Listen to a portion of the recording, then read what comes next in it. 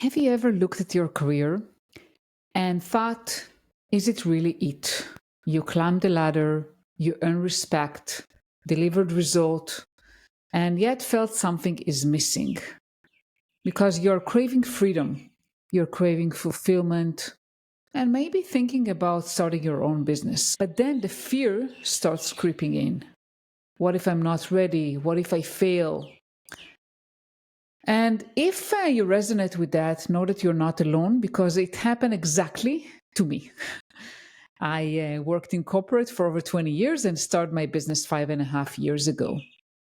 And I think today's episode will give you the clarity and courage you need to explore possibilities and eventually to make the right decision for you. So, hi everyone, my name is Limor Bergman Gross. And for those who don't know me, I've been in tech for over 20 years. In engineering, I started as a software engineer and grew into engineering leadership. And you reached the podcast From a Woman to a Leader, a podcast dedicated to you, women in tech, supporting you in your career journey, giving you inspiration and tools to succeed. And if you're aiming for the next big role, something, entirely new, I think this show is for you, and this episode especially is for you. So my guest today is Ksenia Votinova-Arnaud, and she is a Paris-based tech entrepreneur. She's also an INSEAD MBA and a business coach and an incredible woman. She co-founded LeVPN, coached over 1,000 executives, many from companies like Google, AWS, Salesforce, and Adobe. And she's the creator of Weatherproof Business Formula, helping women build profitable, resilient businesses they love. And in the episode today, Ksenia shares her bold journey from growing up in Ural Mountains to running luxury villas in Bali, co-founding a SaaS company, and now empowering other women to launch and validate their own tech businesses without quitting their day job. So are you curious about her method? She has the next free masterclass coming up in June, and make sure to save your spot. And I will share the link in the show notes. So are you ready? Let's dive right in. Hi, Ksenia. How are you? Welcome. Hi, Limor. Thank you. Happy to be here. Yeah, I'm so excited to talking with you. And you're in Paris, and I love Paris. I plan to be there soon with my daughter. Really? Yeah. You should let me know. Definitely will do. Definitely. And maybe, we'll start that conversation you can share with us how you kind of got to Paris. You grew up in the Ural Mountains, and how did your life bring you to Paris and to becoming a serial entrepreneur? Yeah, good question. Well, I think actually I always wanted to travel and live abroad. Like as long as I remember myself as a child, I really wanted to learn like all the foreign languages that I could, and was telling my parents, I'm not going to live here, not in the Ural Mountains. Like I'm destined for so much more. But I never could have imagined that I'll find myself living in the center of Paris for the past 20 years.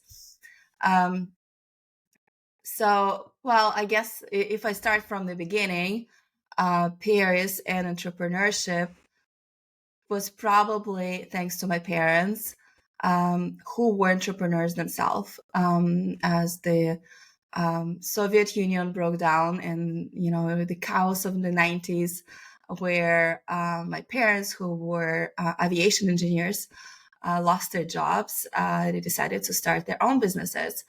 And as a child, I witnessed them starting multiple businesses. Some of them were very successful and then failed. And then, they started over and over. So they had a knitwear manufacturing business. Then my father had a sawmill business. Then they went into the furniture production business. And I've just been witnessing them being business owners and entrepreneurs. And I always knew that that's what I wanted to do when I grow up. But I also realized that I need education and I need some professional experience until I start feeling ready to become a business owner. So Paris happened because I applied to do a master's degree here in international business. And that's what I did in the University of Paris. And then I was started my first job in the corporate world. Not as much corporate, maybe, because it was a fintech startup. So it was still a small company of about 20 people, and which allowed me to, again, test my entrepreneurship skills, because there was just like so much to do. And just, when you're a small team and when it's startup and it's growing fast, you just get the opportunity to see so many different roles in the business. And I actually, I think it was a big chance for me to get that first job there, because that allowed me to have a very fast career progression, and I actually became a CFO of the company in less than a year, which led to me 5 years in the job. I realized that I want a way out and I want to start something of my own, but I still didn't feel like I was ready. I felt like, oh, my education, I don't have enough education. I don't have enough experience. What if I fail? So all these questions that we usually ask ourselves, which probably even after 20 years of experience, I think entrepreneurs who are just starting out probably thinking the same thing.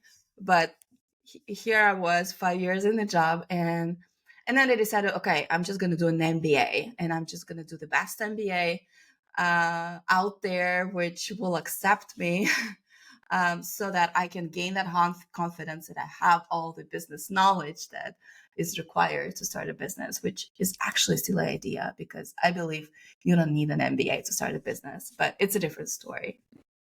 So I got my MBA from INSEAD, which is now one of the top business schools for the MBA, and did it here in France, in Fontainebleau, and then a semester in Singapore, which led me to discover Asia. So from Paris to Asia, there was in Singapore.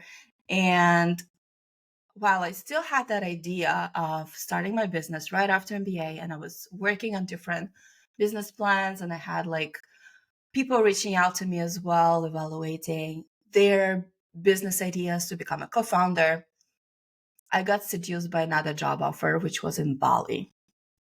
And sounds dreamy.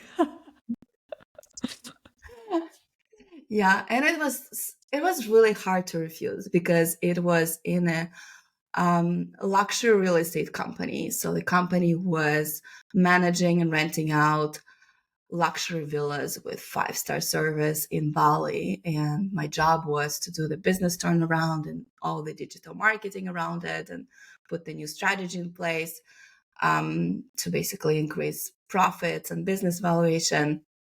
And it was a very interesting job. And obviously the environment was very exciting as well. Yeah. So I took the job and I did it for a year, and I took it really seriously. And I had amazing results for that business. Like I increased their profits for like 400%, and set up like this whole new distribution channel through online, which back then, it was 2011, which is in the very early days of digital marketing. And then at some point I realized that I've been working really hard, and I realized that what I'm doing for somebody else, I could actually be doing for myself. Yeah. That there's no reason of me investing all that time and energy and everything I know into that job, while I could just start exactly the same company if I wanted to, and do just exactly the same thing for myself. And that realization just changed everything for me. I was like, I am ready, and I need a way out. Um, so I left the job.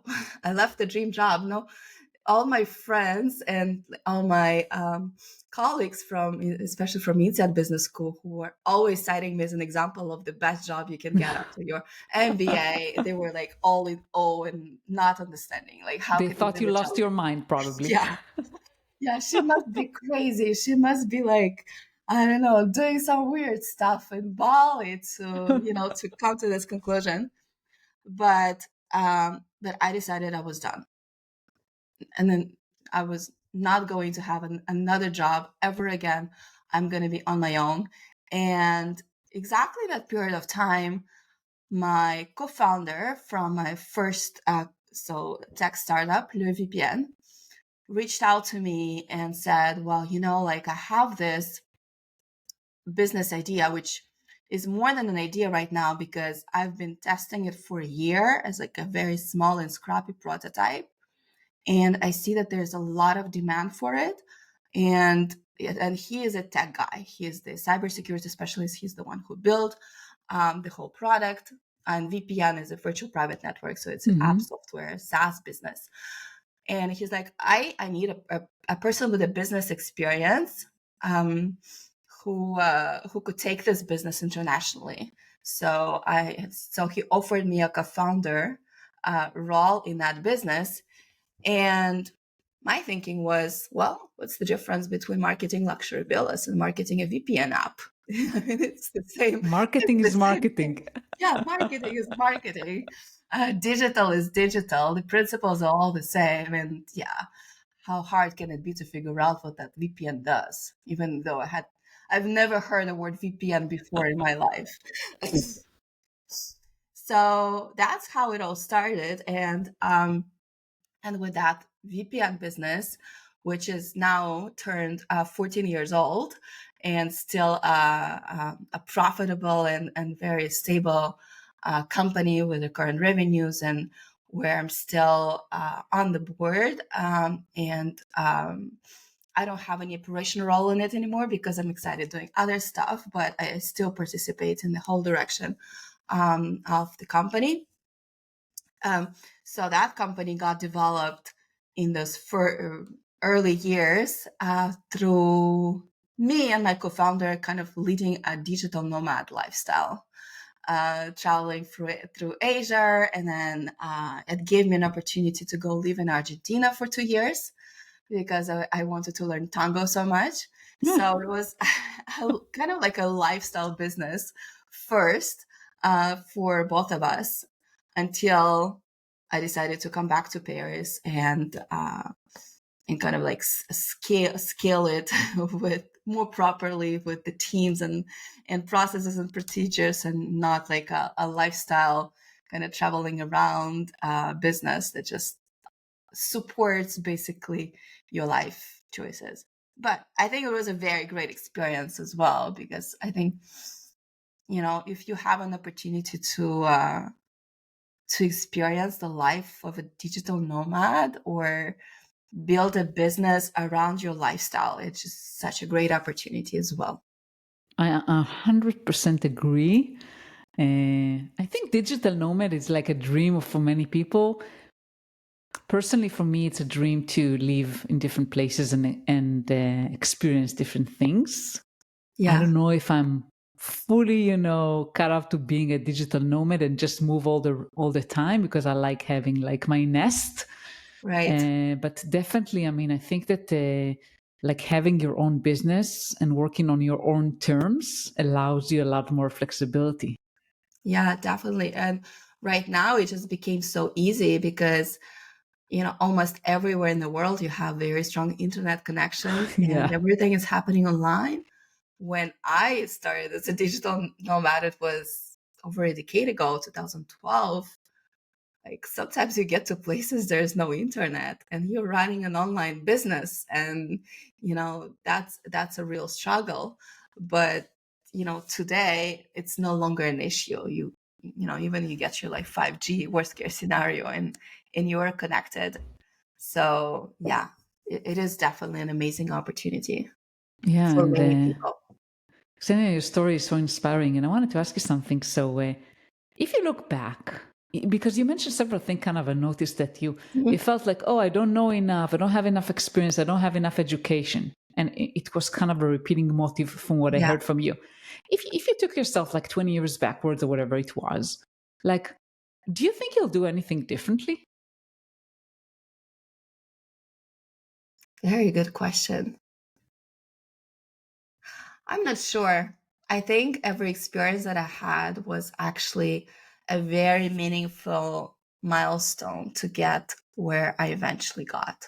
Mm-hmm. I think that experience in the first company fintech startup that I took was essential to become who I am. I think I learned so much from my boss because he made basically, well, I had two bosses. They were on the same level, but like basically like I was the right hand in the business. So I saw everything, and that gave me a tremendous amount of knowledge later on in life and running my own business, just because I had those mentors. They were like, we could probably say they were my mentors.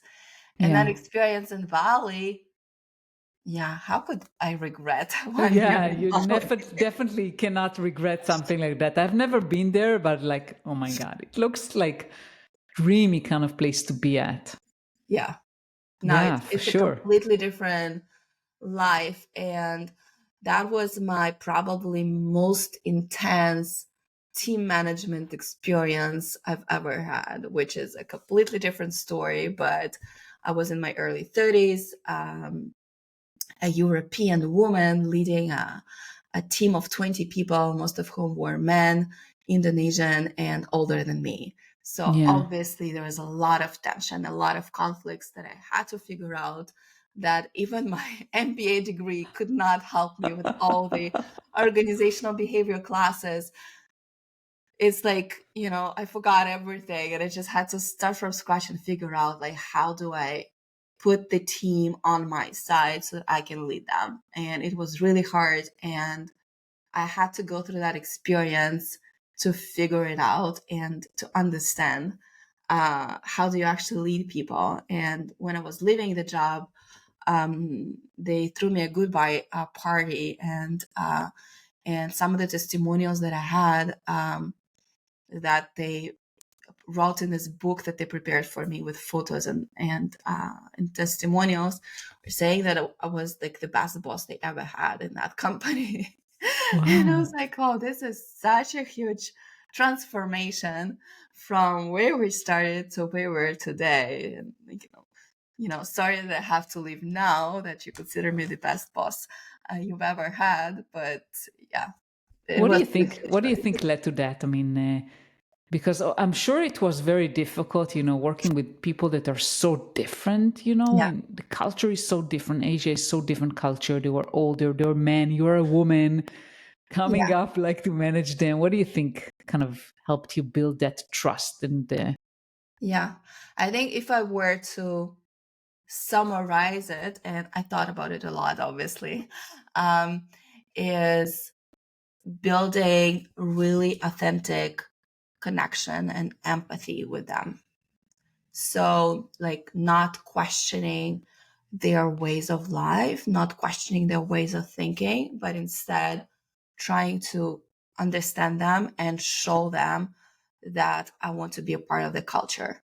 So instead of me coming in with all these Western ways and rules and procedures, and I was doing a lot of transformation in that company. Like, this is the way we're gonna do things.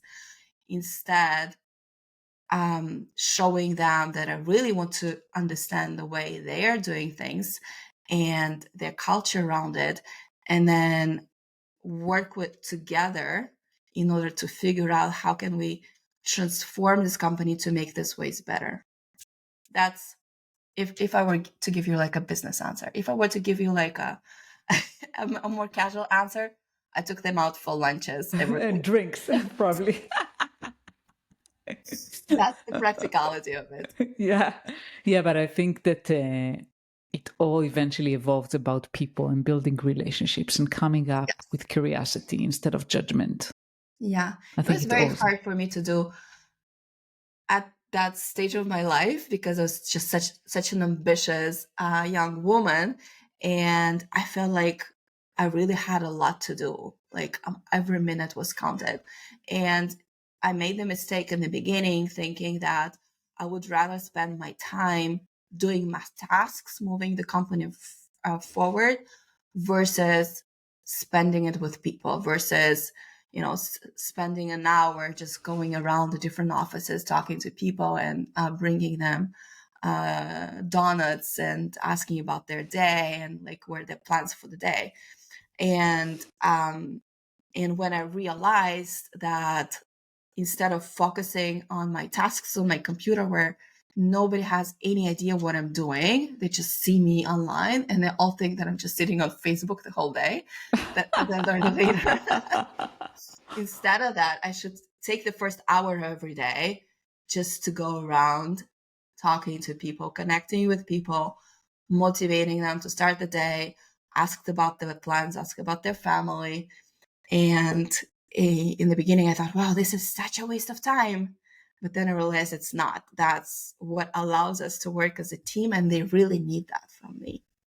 Wow, that's an incredible insight. Thank you so much for sharing, Ksenia. And let's move maybe forward to what you do today, because I know that you help women Yes. leave their corporate jobs and start a SaaS business. So tell us a little Yeah. bit about what you do today. Right. So, well, after I started my own SaaS business, and especially when I moved back to Paris and started developing it further from here, I had a lot of other people, entrepreneurs, reaching out to me, often asking like, "How did you do this?" or "How did you do that?" And I was always happy to share the different strategies of what that had been working in my business, how they could apply in their business. And at some point, I realized that I just have so many requests of people, asking me out for coffee or lunch so I can share these tips with them, that maybe I could structure it in a formal business. Like maybe I could monetize now these tips and this experience. So I kind of started testing and doing a little bit of consulting for other business owners based on what I do. And that led me to start working for INSEAD, again, the business school where I did my MBA, who actually reached out to me as they launched their online executive education. So they've already had this big executive education department, but then they launched the online version of it. So like the mocks that became in fashion back then, it was almost a decade ago now. So I was among the first business coaches they hired for their executive programs that were happening now online. And because of my experience as a startup founder, and also working with other companies, and as I was working like consulting other business owners, I was also digging in like very deep into innovation techniques and design thinking, and reading lots and lots of books on the topics and doing different trainings. So it kind of like all led to start working as a business coach for INSEAD on their programs on strategy and innovation. And doing that, since I was among the first coaches they had, and also I was never saying no to any project, especially if it was something scary.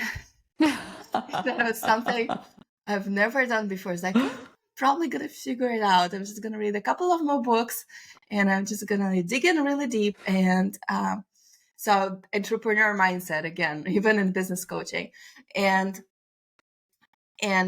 so since I was never saying no to anything, that would put me on like corporate programs, more complicated programs, customized. Some of them would be like face to face with clients. So And each time there was an opportunity to run a design thinking workshop, they think of Ksenia. So, and I would always say yes, because that was such a big learning opportunity for me. And all that led to coaching over 1,000 executives in 8 years. Wow. That's And impressive. I know I was surprised myself, because at some point I realized that it just became so easy. I started talking to a business owner, and then even before they can like finish explaining the context and the background, I already know what is their key problem. And I was like, where is this coming from? Is that rule of quantity becoming the quality? Say, how many hours did I actually spend coaching this? Because I just keep seeing patterns. It's all the same. And that's when I did the calculations, and I was like, 1,000 people, this is crazy. I've never thought that it's humanly possible to hit that target, but I did. And that led me to want to take it to a different level. I thought like, okay, I work with 1,000 people, but how can I now share what I learned on a larger scale? So that's how I started working on systemizing everything I learned into the my Weatherproof formula for creating businesses that I created, which basically takes you through the 4 key steps that you need to take when you're starting your business in order to make sure that it's resilient, profitable, and that it can survive in any economic environment. And when I started working on it, we were still in a boom economy, but now it becomes even more relevant as we are in the winter season of the economy, and we really need to focus on building the businesses that can survive.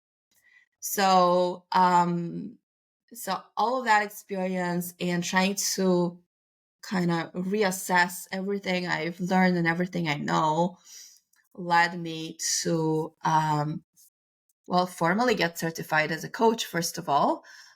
So went through the 1-year training and getting my professional certified coach certification with International Coaching Federation, and then launching my own coaching practice besides the work that I do at INSEAD. And as I did that, I did a lot of testing in terms of who do I want to work with. Again, entrepreneurship, agile approach, right? Do the different experiments of the types of coaching that I want to do: business coaching, life coaching, relationship coaching, leadership coaching, career coaching, and then just the different clients. And then that made me realize that what I'm good at and what I actually love doing is business coaching, and that most of the clients that I got were women, and a lot of them were women in tech, because I'm one of them, because I'm surrounded by them. They're just a part of my network and environment, and it's just so natural for me to work with them and to be able to connect with them, because I'm just a part of that community. So that's how I got to start focusing on my practice as a business coach, working with executive women in tech who want to start their own businesses in tech or SaaS, so similar to the business that I've built with Le VPN, or any type of like online digital business. That's incredible. And I very much relate to what you said about experimenting, right? Because sometimes you don't really know. And especially when you move corporate and you start business, you have so many options, right? I mean, no one is telling you what to do. Exactly. And a lot of times, like, oh, I'm not sure actually what I want to do. Like, who do I want to serve? And and what you share it, like you experiment, and then you figure out, like, okay, who do I want to serve, and who do I think I serve the best, or gives me the most satisfaction?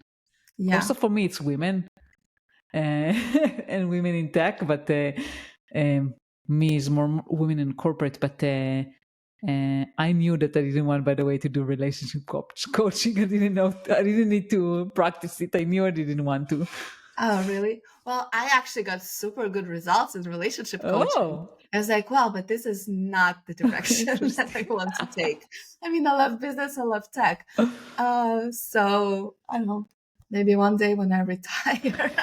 You never But know. I mean, I just felt that's not something of an interest to me. I mean, I think mm, that as coaches, we can probably help a lot of people with different problems. yeah, We just need to choose who we want to serve. exactly. Who we want to serve and yeah, and where we get the best results. Like it's a win-win. Yeah, and you shared so much, within your story, so much wisdom. I think that your tenacity and really, always saying yes and figuring out later is one of the key kind of lessons I think I'm hearing from you. That you just took chances. You just, moving to Bali. Okay, I'll do that. I mean, I'll figure it out. Joining as a co-founder to the VPN. I have no idea what a VPN means. Oh, I'll do that. I'll figure that out. So it's like, Yeah. Well, I think every life has seasons, right? And early in your career, probably your 20s, your 30s, you have this privilege of saying yes to everything and learning because that's how you accumulate the experience, the knowledge. Um, and it's a huge opportunity and you can explore the different paths in different ways. I'm not saying that you cannot do it in your 40s or 50s. You still can. Um, but at least that's my experience. And then at some point you hit some kind of like a tipping point where I realize now with everything that I've gained, all the opportunities that I took, now I want to systemize it in a certain way and create value in a maybe in a very niche way. So I'm no mm, longer saying yes to everything. I got to the point in my life where I just can do so many things that I have to decide where my focus is and just go all in yeah, into the direction, into the vision that I have and the priorities that I have. Especially now that I'm a mother, you need to be really clear on your priorities and where your time goes. I just cannot afford saying yes to all the opportunities out there, no matter how exciting they are. yeah, But absolutely. it's a different stage of life, right? Absolutely, yeah.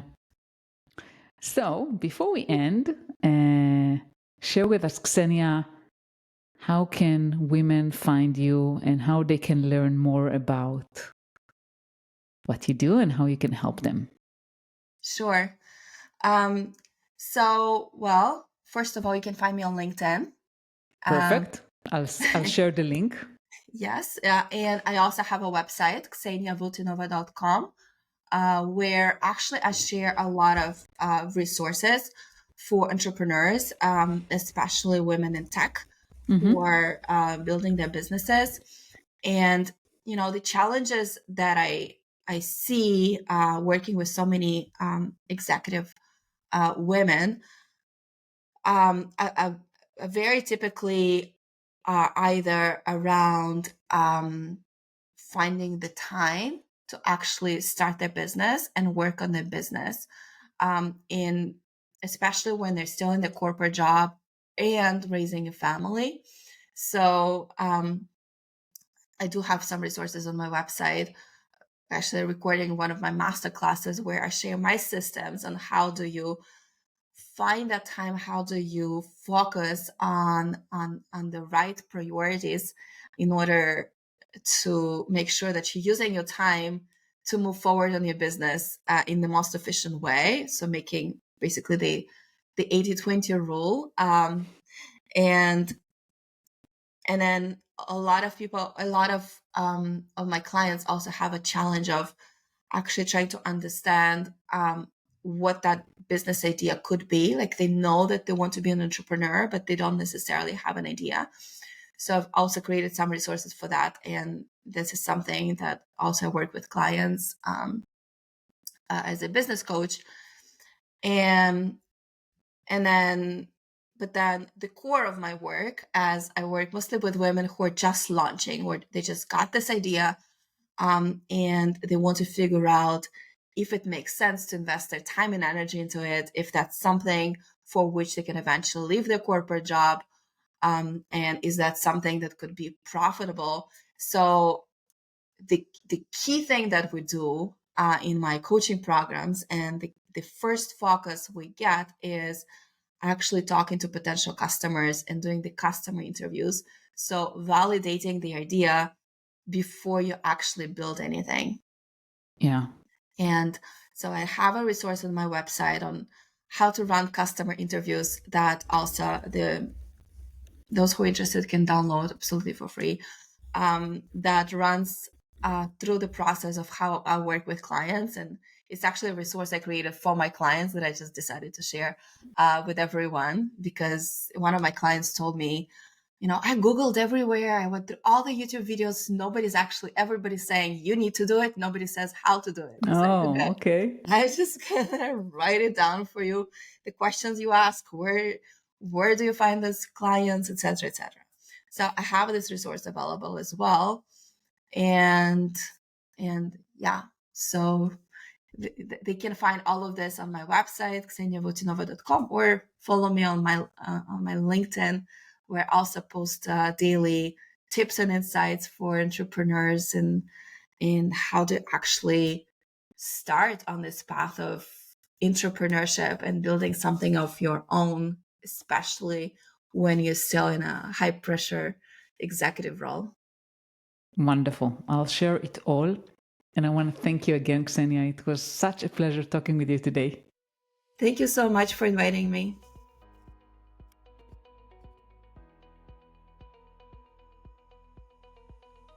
Thank you so much for listening to the episode, Ksenia. And before you go, I want to give you a sneak peek into next week's episode. And next week, I'm meeting Debra Bowers. And Debra is a powerhouse in sales and marketing. And she completely reinvented her life and career in her 50s after personal loss, divorce, and burnout. And in the conversation with Debra, we're diving into how to build a personal brand without faking it, how to show up as your full self, even when the world tells you to tone it down. And I think this episode is especially for those of you who have ever been told you're too intense or not enough. Make sure to follow From Woman to a Leader podcast. Share the show with a friend who needs a little bit of inspiration, and let me know what topics you'd love to explore next. Your feedback really helps me shape this podcast. Thank you so much for being here today, and I'll see you next week. Bye.